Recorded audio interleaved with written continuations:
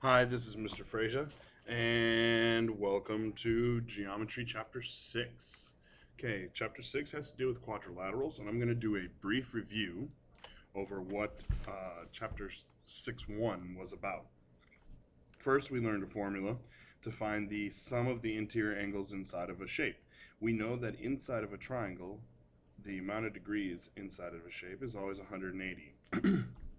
Well, inside each shape, as you get bigger, there's a set number of degrees. Now you can either memorize it or you can memorize the formula or use the formula from your reference sheet and be able to uh, tell me how many degrees are inside of a shape.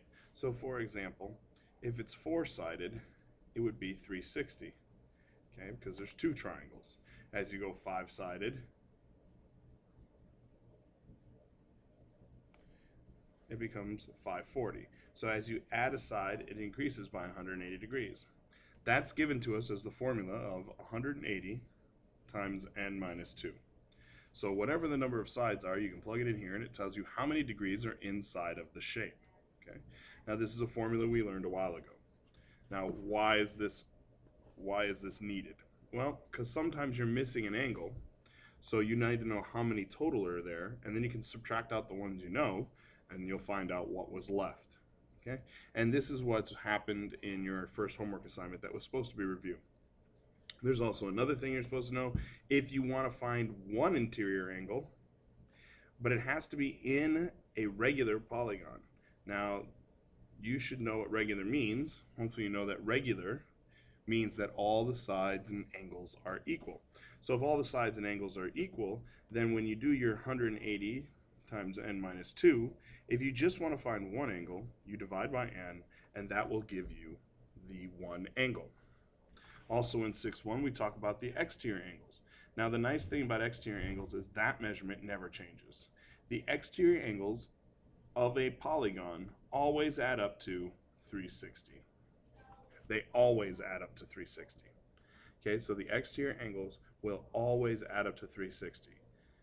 So if you want to find the exterior angles, you add up the ones you have, because you have to have the same amount of exterior angles as you do interior angles, and you make sure that they add up to 360. And if they don't, then the missing one is the difference between 360 and what you currently have. All right, and then the last thing in that section was that every exterior angle and interior angle will always make a what? Does anybody remember?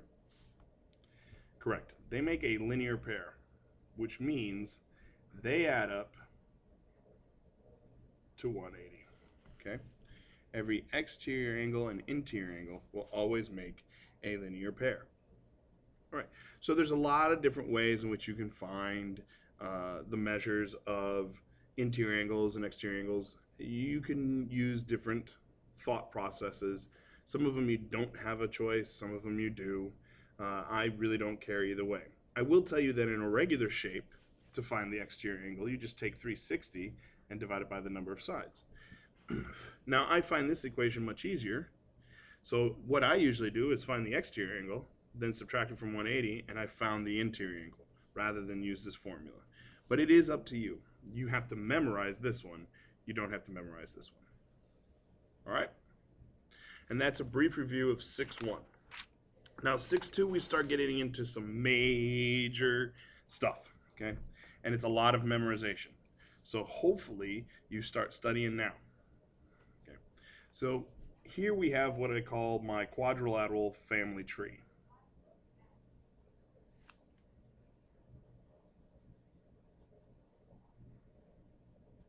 And hopefully you know what a quadrilateral is. That would mean any shape that has how many sides? Four. Okay. Any four-sided shape. Right. Now, this is the basic shape, quadrilateral, which means if it has four sides, that's its definition, a four-sided shape. If it has four sides, then it's a quadrilateral. Okay? And then we get more specific. You have three off branches. Okay? And we're only going to talk about one of them today. The first off branch is called a parallelogram.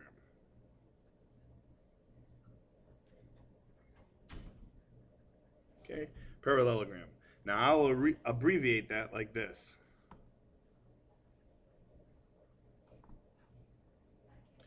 Hopefully you know that that's the symbol for parallel. So I'll call it a parallelogram.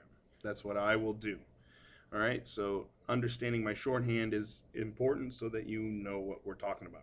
Okay, parallelogram. This section has a bunch of rules. Okay. Now over here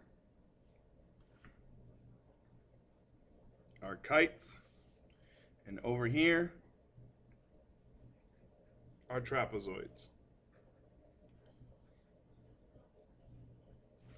We'll talk about these later. Right now we're talking about everything that's a parallelogram. Okay? And this gets in depth. So we're going to talk about the basic properties of a parallelogram. This is what part 1 is about. Okay? The basic properties of a parallelogram. And then we'll talk about the properties of a parallelogram going backwards. Okay? So we'll talk about their if-thens and then their converses. So I'm going to introduce you to a few of their relationships now and more of their relationships later. Okay. All right. So when we start with a parallelogram, there's a definition. Okay. And the definition of a parallelogram is that your opposite sides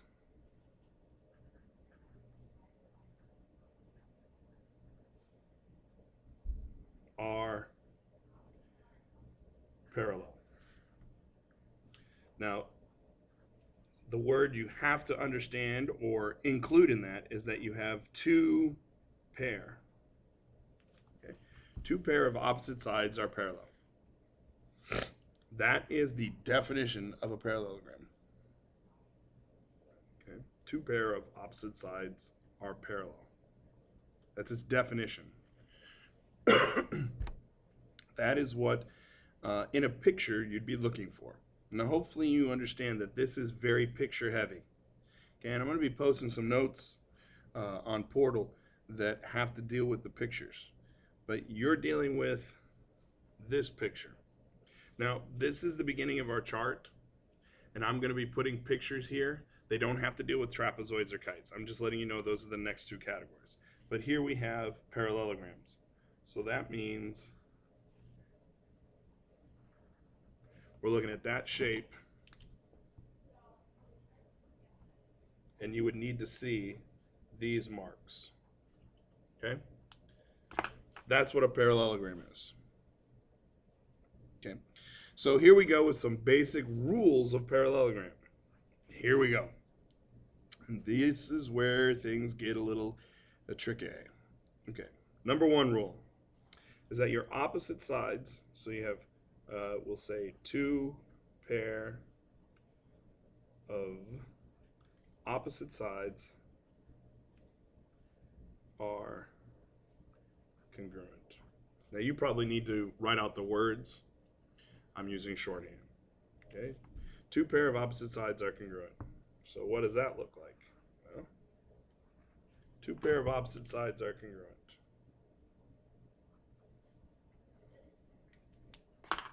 All right, that's one of them. The next rule, okay, which is usually easy to remember, which is two pair of opposite angles are congruent. Okay, and then again, we'll draw that picture.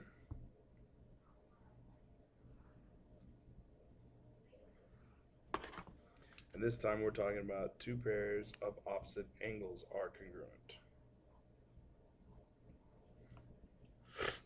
Now, the nice part is in quadrilaterals, we don't have to do any of the 180 times n minus 2 because we know that all quadrilaterals, the interior angles will always add up to what? 360 degrees. So that's a given for quadrilaterals, which makes things nice. The problem is you remembering that. So you should be able to figure these things out only because you know that they add up to 360. But these other rules are combined with that. So you have the definition of a parallelogram. and then the rules that go with it. This is only 2 of them. Okay, there's about 6 of them. All right, the next one is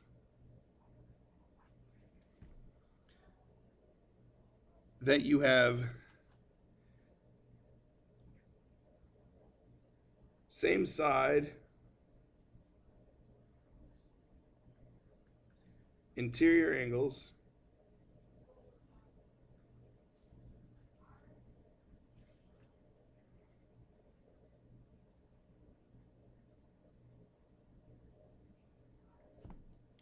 and they must be consecutive.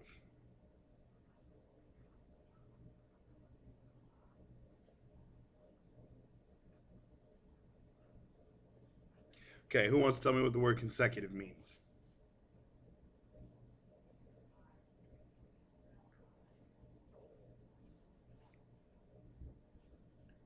Correct. They mean next to, which is similar to adjacent. Adjacent, though, is where they touch. So they're next to each other, one after the other.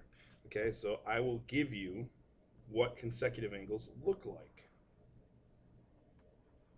Okay, so this angle and this angle would be consecutive, and this angle and this angle would be consecutive.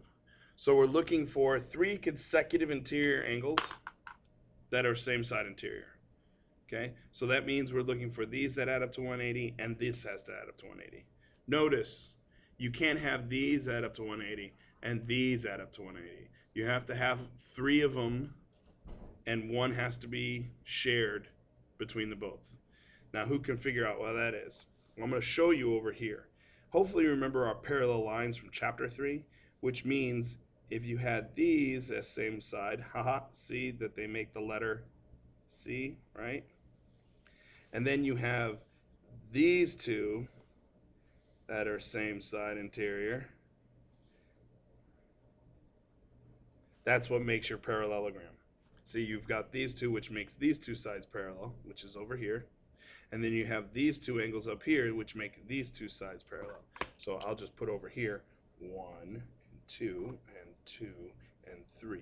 Because a parallelogram has to have 2 pair of parallel sides. So you have to have consecutive angles. Okay. If you just did 1, 2, and then did this other side 3, and we'll say this is 4, then you'd be saying the same 2. Okay, so you got to have 3 consecutive angles, and they're all same side interior, which means they would add up to equal 180.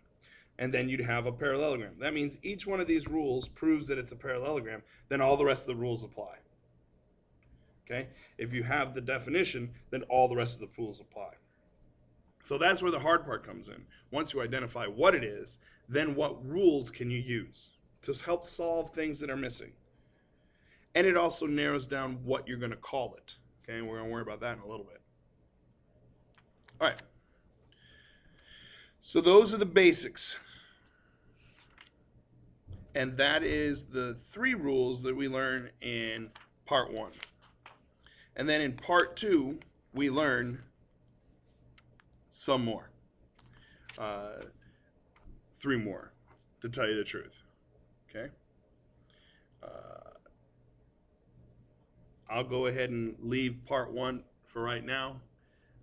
And you're going to work on the lesson check again and make sure you have those 6 questions done so that when we come back to class, you are able to do the work. And you check your answers, and if you have any questions, you can ask me with the lesson check. So hopefully you do the lesson check and then check it. The lesson check has the picture there, and it's telling you that it is a parallelogram, so you're going to apply one of these 3 rules. Hopefully you see the one where the opposite sides are congruent. That would be some basic algebra. Opposite angles are congruent. That would be some basic algebra. And the same side interior add up to 180. You should be able to see that as well. Okay. All right. Good luck, and I'll see you on part 2.